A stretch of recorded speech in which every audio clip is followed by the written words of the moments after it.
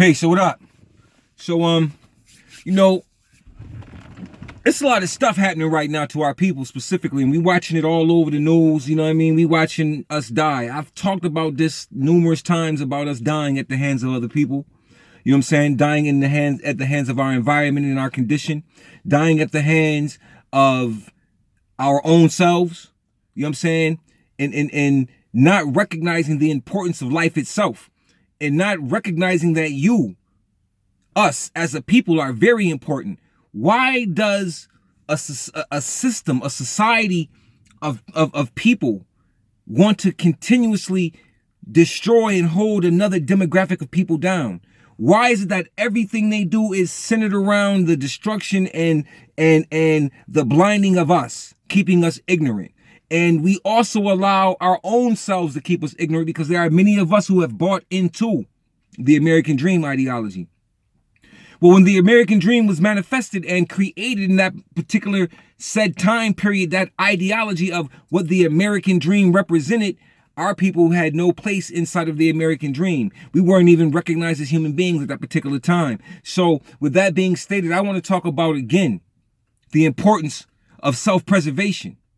The first law of nature is to preserve your own self, so that if you preserve yourself, you can maintain your family or create a family. You have the ability to further grow and delve into a unit and so on, and turn into more than you. Basically, self-preservation allows you to continue to live, to fulfill any purpose or goals that you may have began. You know what I mean? Anything you start, you must finish. Self-preservation allows you to finish it if you start something. You see what I mean? You have to recognize that you are the most important thing on the planet is you. You are. You have to preserve yourself, because if you're not right, nothing around you is right.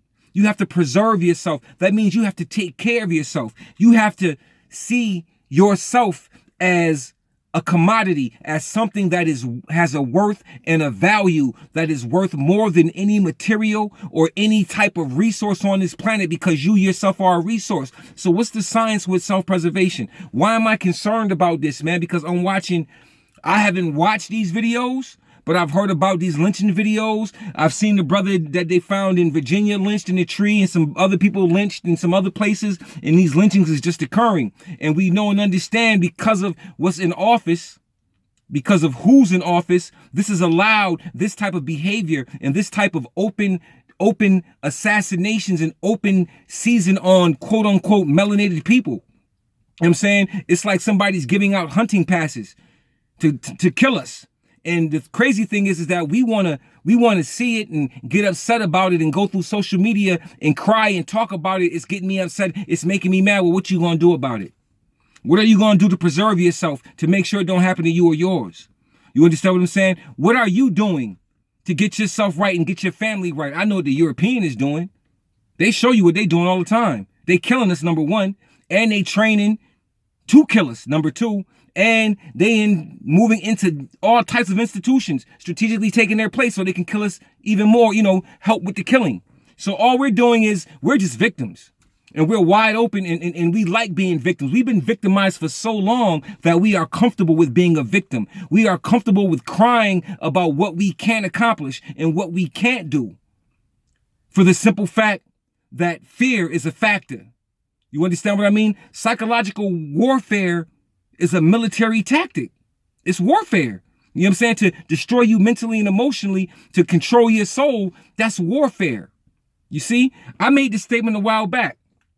What good brother Carter G. Woodson stated about, about the person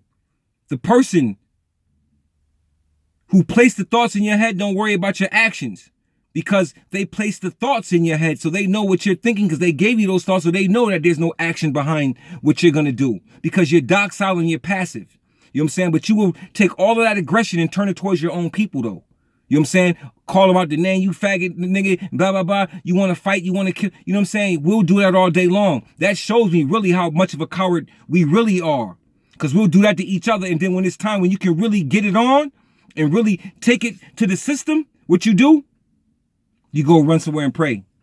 Go lock your door and shut your door and things of that nature. But you come out hard and strong against your own people. That is the hypocrite in us, man. You know what I'm saying? That's the coward in us. That's the condition in us. We see no value for our own selves. You're still under the psychological mind trap, what I call mind fuck. You're under the mind fuck, man. You understand what I'm saying? You still see a Caucasian Jesus in your mind. You still have that, even though you say you conscious and you awoke, you still have that piece still trapped in your head, that Caucasian Jesus. You understand what I'm saying? It's in you. Genetically, it's trapped in your DNA, which is why you treat your people a certain way, because you don't see no divinity in your own people. Because you have been taught not to see divinity in your own people. Because when you look at the divine, which is on your wall, your grandmother's wall, your mama's wall, possibly, you see a Caucasian. And when you look at them subconsciously, you see God. And when you look at us, you see whatever. Because there's nothing that represents the divinity of us in image form. But as we know, like the great Dr. John Henrik Clarke said, if you don't have a deity in your own image, then something is wrong with you. You are a slave to the highest power. While everybody else has a deity in their own image, you don't. See, that's a part of self-preservation also.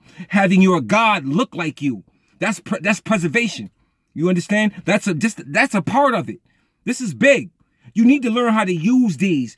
Guns ain't gonna do it all the time. You need to learn how to defend yourself, how to use your land, how to make bungee traps. There's a lot of things that you need to learn how to do for self-preservation. But many of us are scared because you know what we want to preserve? We want to preserve the very system that we talk against all the time. We want to preserve it though.